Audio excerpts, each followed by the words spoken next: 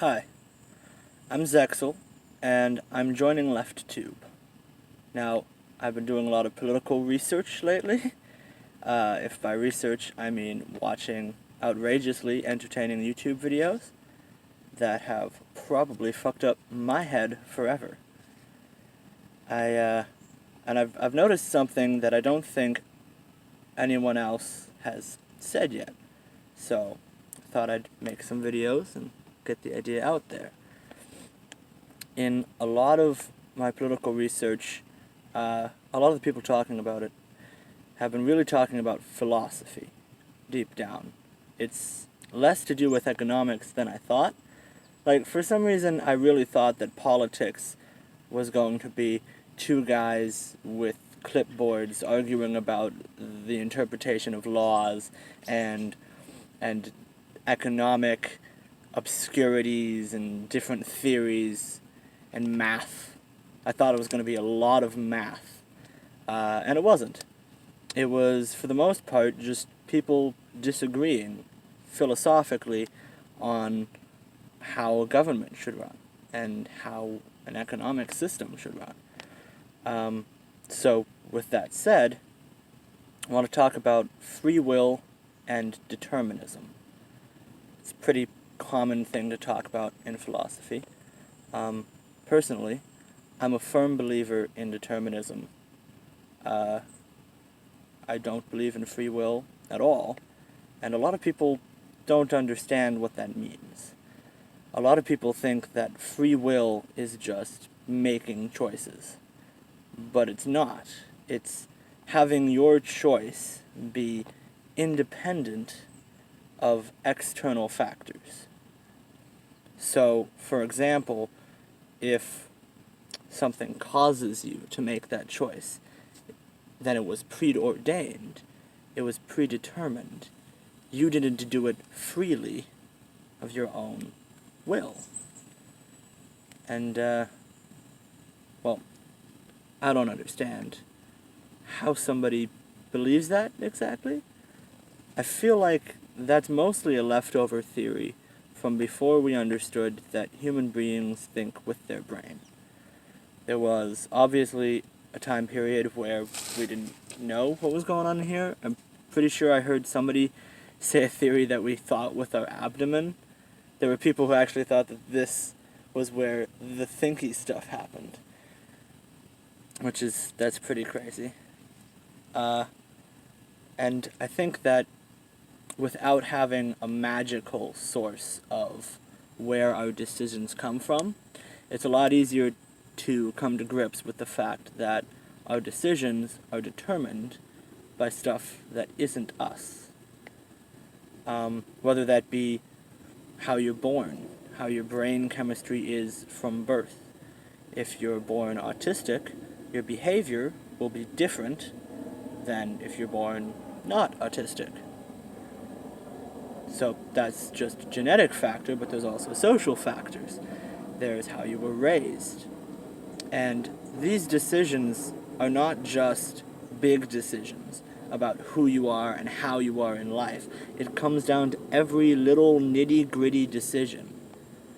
If you're on a trail and there's a left path and a right path, the reason you choose which path is some sort of subconscious calculation that your brain does. And your brain somehow figures out that the right path is like ever so slightly better, and you take that one.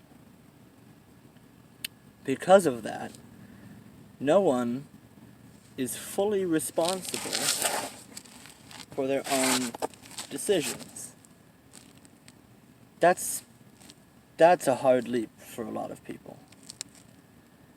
If you're not fully responsible for your own decisions, who is? And does that mean you can just get away with anything? In a lot of religions, they believe in a heaven and a hell, and some sort of divine judgment. But if your decisions aren't truly yours, how can you be judged? I'm doing this video at St. Anselm's College, which I think is pretty fitting for a philosophy, politics video. But here's the part where I get into politics, is I believe that belief in free will versus belief in determinism deeply affects one's politics. Specifically, I believe that free will is a more right-wing ideology, and I believe that determinism is a more left one. So, let's do a prisoner example. If you are a serial killer and you killed 20 people, like you did it, what could push you over the edge to do that? A lot of times when people research this kind of stuff, they find that it's not just that they were an evil person. A researcher researching the Nazis actually found he was terrified that none of the Nazis had serious mental disorders. They were just believing the wrong things. They were taught the wrong things. So, a lot of people can do a lot of bad things just because they have bad ideas in their head. Now, serial killer kills 20 people, gets put into jail, and they're deciding what to do with him. They could either kill him, leave him there for the rest of his life, torture him for what he did, or attempt to reform him. Now, I'll go through these one at a time and state my opinion. If they kill him, the obvious advantage to everybody else is that this man, who's clearly capable of terrible things, no longer exists. If they leave him in there for life, there's not really much validity in that for me. For the most part, prisons just make criminals do more crimes after they're released. They're not really great, and he's going to be there his whole life. You probably might as well kill him. But that's usually considered pretty deeply inhumane. I'd argue it's also pretty deeply inhumane to cut somebody off from society for the rest of their life, guaranteed, and not let them die. You could also torture them. This one is the darkest of all, because this one is revenge. Revenge, I argue, only makes sense if you believe in free will. Because if you believe in free will, only then can that person be responsible for their decision. Only then can you make them hurt because they made hurt. Maybe it's not even justified then. And then you've got the final option, reform, which is probably the best one.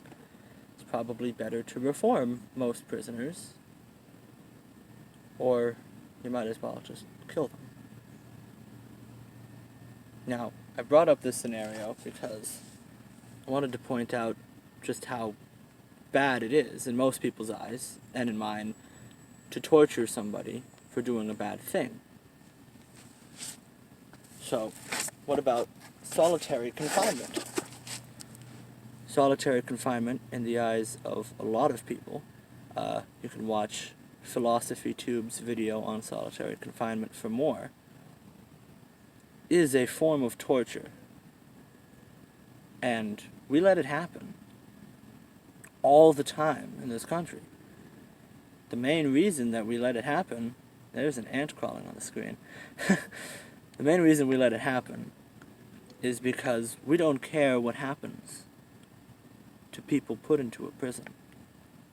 Especially not a serial killer like the one I described. And that's the wrong way to look at it. We think about desertion and what they deserve that doesn't really play a role in this decision at all. It's about what's best, not what people deserve. I liked the movie Wonder Woman, the DC movie, and it had a great line in there towards the end of the movie where she triumphantly realized the lesson of the movie, and she said, "It's not about deserve. It's about what we believe in, and I believe in love." Same sort of a thing here. Solitary confinement, torture of somebody who's committed a crime doesn't do anything for anyone outside maybe catharsis. That hardly seems worthwhile. And it definitely hurts the person you're doing it to. And it wastes time and resources that could be spent doing something else. There's always an opportunity cost when you do something like this. And I would argue that a lot of our ideas are based on this distinction. Capitalism, which has been taking a lot of heat lately, and I think rightfully so, is a system designed on the foundation of meritocracy. Peter Coffin does a great video about meritocracy. You should watch that. But I think there's an opposite side to meritocracy, too. In a system like capitalism, what it is essentially doing is it is taking revenge financially upon those who do bad. Whether that bad is laziness, or it's mostly just laziness, I guess. Being disabled, being a person of color is considered bad, depending on where you are, you know. And then it also does the opposite. That's what I'm here to argue, is that meriting somebody for doing something good is in many ways the same as taking revenge upon somebody for doing something bad. Because they're both at their root based on the idea that that person individually is solely responsible, and that what happens to that person individually is what is most important. And it's not. It's not about merit. It's not about blame. It's about doing what's best, doing good, not for individuals, but in general. That's hard for a lot of people. There's a song by the Front Bottoms. Check it out. It's called Twin Size Mattress.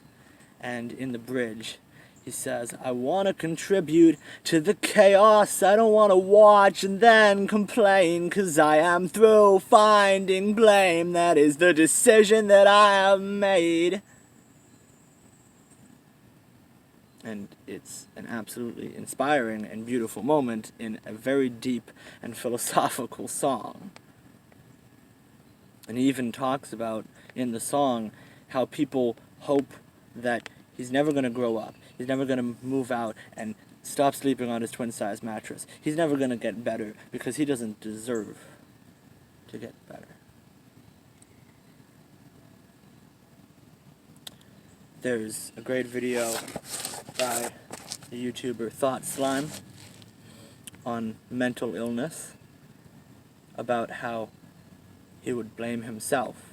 He never saw treatment. He never thought of what he did as mental illness because he thought that was wrong. I don't get to be mentally ill, he thought. I'm just a shitty person. It's not a mental illness. I'm just shit. I'm a bad guy. I don't need help. I need to pull myself up by my bootstraps.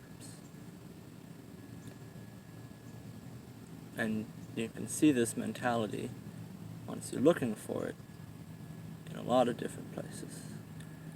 There's a video, very recent, released by PhilosophyTube on male abuse.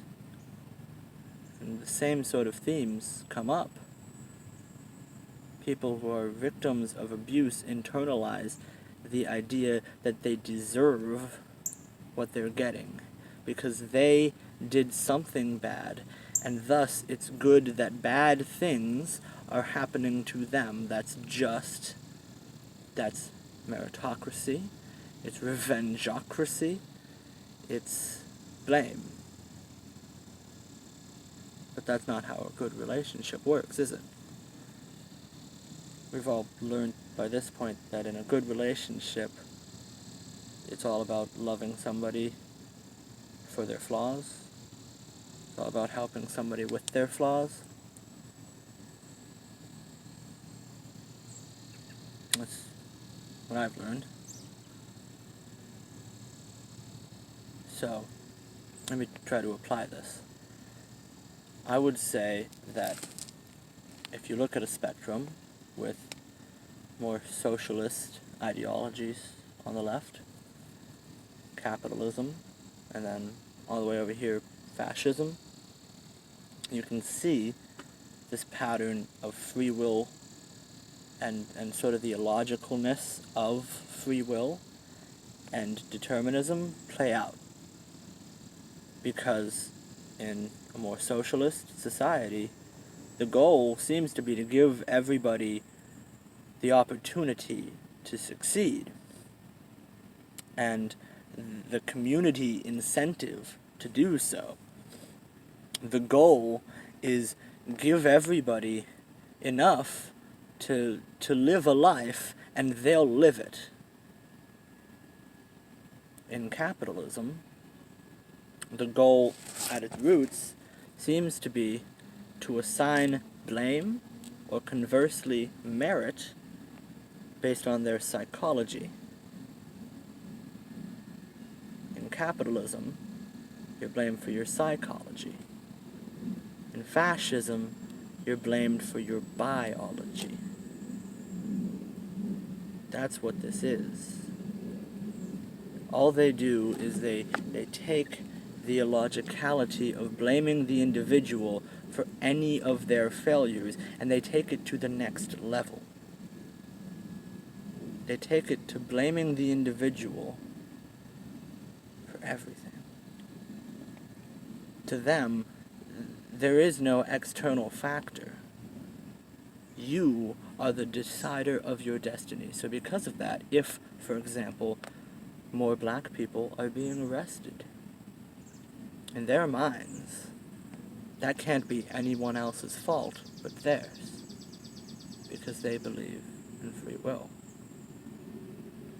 And if that's the case, they think, then they must be genetically inferior. That's how their terrible ideas come about. Because if you refuse to believe that there's anything outside of yourself determining what your decisions are, then you end up believing that everything is your fault. And you end up believing that every condition everyone else is in, no matter what, is their fault too. That's not true. It's not true in the least. A lot of us have internalized these ideas in regards to capitalism. I tried to talk to a friend the other day because I've been watching all these political videos, and I wanted to teach him. I wanted to get the idea across, and I said, so like, Jeff Bezos, $120 billion on that guy. I said, like, obviously he doesn't deserve his money. And see, it's natural. You see, I said deserve. We use it in everyday conversation. It's deep in our heads. But I said he obviously doesn't deserve that much money. I mean, think about how much more society could be doing with that they're not. Clearly, nobody deserves $120 billion. And his response was, yeah. But, like, he did come up with some great ideas, right? I'm like, what? Yeah, but it's $120 billion. How do you even possibly fathom the concept of a person deserving that?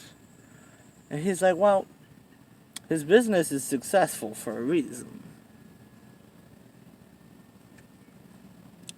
But what they don't notice is that for that worldview to be true, they need to be a shitty person. My friend, Connor, he's not rich. I'm not rich by any stretch of the imagination. I'm outside right now, so I'm not filming this in my parents' basement. But we internalize the idea that the conditions of life we were given when we were born are the natural conditions that everyone is given, and that's not the case. And we internalize the idea that if we are not successful, it's our fault, and that's not the case. Everyone should do good. Probably. I don't know. Seems pretty agreeable. But we shouldn't feel personally responsible for anything. No one should ever be personally the blame of anything, because that's not how it works. And when we assign blame and we act on it, we end up taking revenge. And when we assign merit and we act on it, we end up using resources that need to go somewhere else. There are 46 people on this planet that have more money than the bottom 50%, many of whom starve or die in the cold, or die of unclean water, or die without health care. 20 million people a year around the world die from causes that anyone could stop easily if they only did.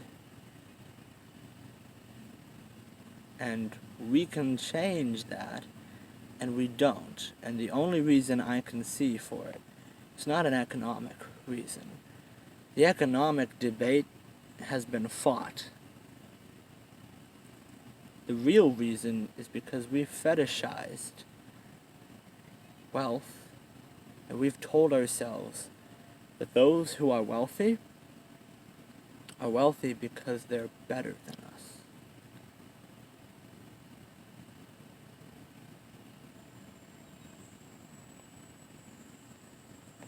I really love Left Tube.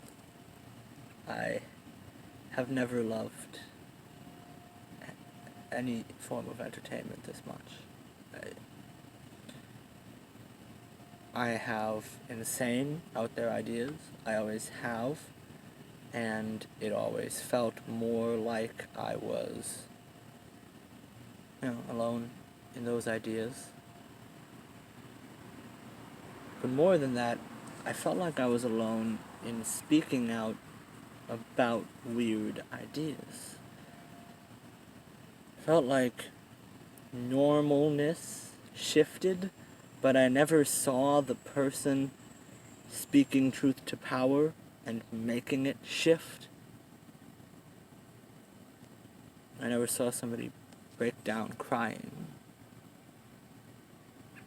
Like Oliver Thorne, Philosophy Tube does. I've never seen anything like it. I want to end. There's a Queen song. He says, "Love's such an old-fashioned word, and it forces us to care for the ones on the edges. Just that.